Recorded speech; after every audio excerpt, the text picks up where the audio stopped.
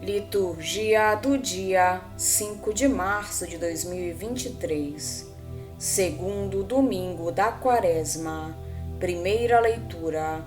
Leitura do livro do Gênesis. Naqueles dias, o Senhor disse a Abraão: Sai da tua terra, da tua família e da casa do teu pai, e vai para a terra que eu te vou mostrar. Farei de ti um grande povo, e te abençoarei. Engrandecerei o teu nome, de modo que ele se torne uma bênção. Abençoarei os que te abençoarem, e amaldiçoarei os que te amaldiçoarem. Em ti serão abençoadas todas as famílias da terra. E Abraão partiu, como o Senhor lhe havia dito. Palavra do Senhor. Graças a Deus. Salmo responsorial é o de número 32. Sobre nós venha, Senhor, a vossa graça, venha a vossa salvação. Pois reta é a palavra do Senhor, e tudo o que ele faz merece fé. Deus ama o direito e a justiça. Transborda em toda a terra a sua graça. Sobre nós venha, Senhor, a vossa graça, venha a vossa salvação. Mas o Senhor pousa o olhar sobre os que o temem e que confiam esperando em seu amor, para da morte libertar as suas vidas e alimentá-los quando é tempo de penúria. Sobre nós venha, Senhor, a vossa graça, venha a vossa salvação. No Senhor nós esperamos confiantes, porque Ele é nosso auxílio e proteção. Sobre nós venha, Senhor, a vossa graça, da mesma forma que em vós nós esperamos. Sobre nós venha, Senhor, a vossa graça, venha a vossa salvação. Segunda leitura. Leitura da segunda carta de São Paulo a Timóteo. Caríssimo, sofre comigo pelo Evangelho, fortificado pelo poder de Deus. Deus nos salvou e nos chamou com uma vocação santa, não devido às nossas obras, mas em virtude do seu desígnio e da sua graça, que nos foi dada em Cristo Jesus, desde toda a eternidade. Esta graça foi revelada agora, pela manifestação de nosso Salvador Jesus Cristo. Ele não só destruiu a morte, como também fez brilhar a vida e a imortalidade por meio do Evangelho. Palavra do Senhor. Graças a Deus. Evangelho de Jesus Cristo, segundo São Mateus. Naquele tempo, Jesus tomou consigo Pedro, Tiago e João, seu irmão, e os levou a um lugar à parte, sobre uma alta montanha, e foi transfigurado diante deles. O seu rosto brilhou como o sol, e as suas roupas ficaram brancas como a luz. Nisto apareceram-lhe Moisés e Elias, conversando com Jesus. Então Pedro tomou a palavra e disse: Senhor, é bom ficarmos aqui. Se queres, vou fazer aqui 3 tendas, uma para ti, outra para Moisés e outra para Elias. Pedro ainda estava falando quando uma nuvem luminosa os cobriu com sua sombra. E da nuvem uma voz dizia: Este é o meu Filho amado, no qual eu pus todo o meu agrado. Escutai-o. Quando ouviram isto, os discípulos ficaram muito assustados e caíram com o rosto em terra. Jesus se aproximou, tocou neles e disse: Levantai-vos e não tenhais medo. Os discípulos ergueram os olhos e não viram mais ninguém, a não ser somente Jesus. Quando desciam da montanha, Jesus ordenou-lhes: não conteis a ninguém esta visão, até que o Filho do Homem tenha ressuscitado dos mortos. Palavra da salvação. Glória a vós, Senhor. No segundo domingo da Quaresma, a palavra de Deus define o caminho que o verdadeiro discípulo deve seguir. É o caminho da escuta atenta de Deus e dos seus projetos, da obediência total e radical aos planos do Pai. O Evangelho relata a transfiguração de Jesus.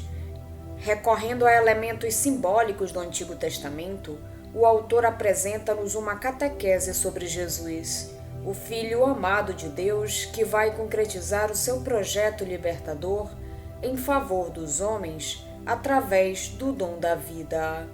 Aos discípulos, desanimados e assustados, Jesus diz: o caminho do dom da vida não conduz ao fracasso, mas à vida plena e definitiva. Segui-o vós também. Na primeira leitura apresenta-se a figura de Abraão. Abraão é o homem de fé, que vive numa constante escuta de Deus, que sabe ler os seus sinais, que aceita os apelos de Deus e que lhes responde com a obediência total e com a entrega confiada. Nesta perspectiva, ele é o modelo do crente que percebe o projeto de Deus e o segue de todo o coração. Na segunda leitura, há um apelo aos seguidores de Jesus no sentido de que sejam de forma verdadeira, empenhada e coerente as testemunhas do projeto de Deus no mundo. Nada, muito menos o medo, o comodismo e a instalação, pode distrair o discípulo dessa responsabilidade. Com relação ao Evangelho, a seção de Mateus, que vai desde o capítulo 16 até o 20, é uma catequese sobre o discipulado, como seguimento de Jesus até a cruz. O texto que hoje nos é proposto faz parte dessa catequese. O relato da transfiguração de Jesus é antecedido do primeiro anúncio da paixão e de uma instrução sobre as atitudes próprias do discípulo, convidado a renunciar a si mesmo, a tomar sua cruz e a seguir Jesus no seu caminho de amor e de entrega da vida. Depois de terem ouvido falar do caminho da cruz e de terem constatado aquilo que Jesus pede aos que o querem seguir, os discípulos estão desanimados e frustrados, pois a aventura em que apostaram parece encaminhar-se para um rotundo fracasso. Eles veem esfumar-se nessa cruz que irá ser plantada numa colina de Jerusalém os seus sonhos de glória, de honras, de triunfos, e perguntam-se se vale a pena seguir um mestre que nada mais tem para oferecer do que a morte na cruz. É neste contexto que Mateus coloca o episódio da transfiguração. A cena constitui uma palavra de ânimo para os discípulos e para os crentes em geral, pois nela manifesta-se a glória de Jesus e atesta-se que ele é, apesar da cruz que se aproxima, o Filho amado de Deus. Os discípulos recebem, assim, a garantia de que o projeto que Jesus apresenta é um projeto que vem de Deus.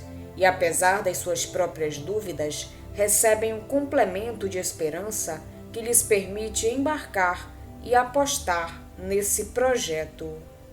Literariamente, a narração da transfiguração é uma teofania, quer dizer, uma manifestação de Deus. Portanto, o autor do relato vai colocar no quadro que descreve todos os ingredientes que no imaginário judaico acompanham as manifestações de Deus e que encontramos quase sempre presentes nos relatos teofânicos do Antigo Testamento: o monte, a voz do céu, as aparições, as vestes brilhantes, a nuvem e mesmo o medo e a perturbação daqueles que presenciam o encontro com o divino. Isso quer dizer o seguinte: não estamos diante de um relato fotográfico de acontecimentos, mas de uma catequese construída de acordo com o imaginário judaico, destinada a ensinar que Jesus é o Filho amado de Deus que traz aos homens um projeto que vem de Deus. Esta página de catequese, destinada a ensinar que Jesus é o Filho de Deus e que o projeto que ele propõe vem de Deus, está construída sobre elementos simbólicos tirados do Antigo Testamento. Que elementos são esses? O monte situa-nos num contexto de revelação.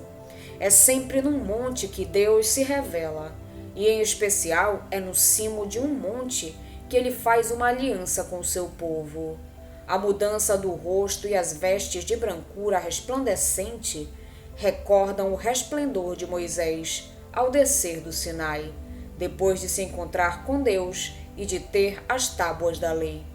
A nuvem. A nuvem, por sua vez, indica a presença de Deus. Era na nuvem que Deus manifestava a sua presença, quando conduzia o seu povo através do deserto. Moisés e Elias representam a lei e os profetas, que anunciam Jesus e que permitem entender Jesus. Além disso, são personagens que, de acordo com a catequese judaica, deviam aparecer no dia do Senhor, quando se manifestasse a salvação definitiva. O temor e a perturbação dos discípulos são a reação lógica de qualquer homem ou mulher diante da manifestação da grandeza, da onipotência e da majestade de Deus. As tendas parecem aludir à festa das tendas, em que se celebrava o tempo do Êxodo, quando o povo de Deus habitou em tendas no deserto. A mensagem fundamental, amassada com todos esses elementos, pretende dizer quem é Jesus. Recorrendo às simbologias do Antigo Testamento, o autor deixa claro que Jesus é o Filho amado de Deus em quem se manifesta a glória do Pai. Ele é também esse Messias libertador e salvador esperado por Israel, anunciado pela lei, Moisés, e pelos profetas, Elias. Mais ainda, ele é um novo Moisés, isto é, aquele que através de quem o próprio Deus dá ao seu povo a nova lei e através de quem Deus propõe aos homens uma nova aliança. Da ação libertadora de Jesus, o novo Moisés, irá nascer um novo povo de Deus. Com esse novo povo, Deus vai fazer uma nova aliança e vai percorrer com ele os caminhos da história, conduzindo-o através do deserto que leva da escravidão à liberdade. Esta apresentação tem como destinatários os discípulos de Jesus. Este grupo desanimado e frustrado, porque no horizonte próximo do seu líder está a cruz, e porque o Mestre exige dos discípulos que aceitem percorrer um caminho semelhante.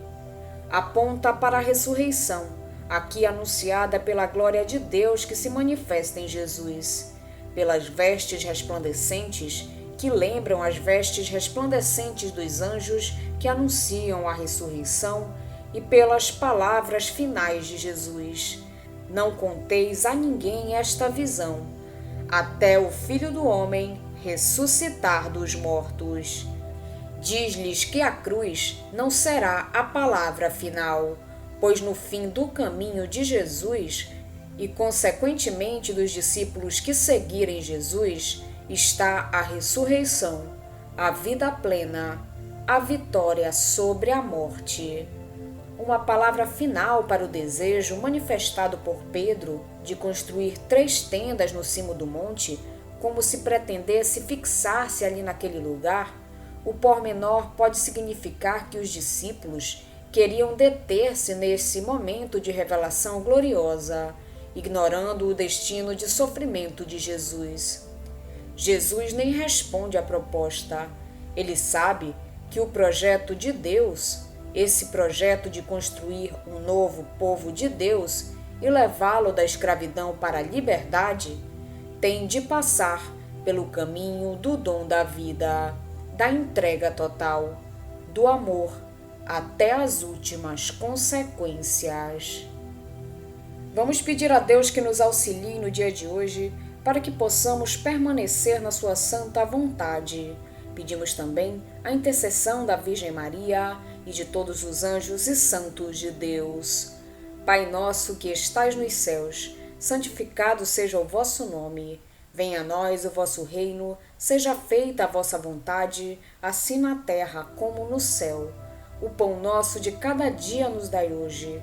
Perdoai-nos as nossas ofensas, assim como nós perdoamos a quem nos tem ofendido.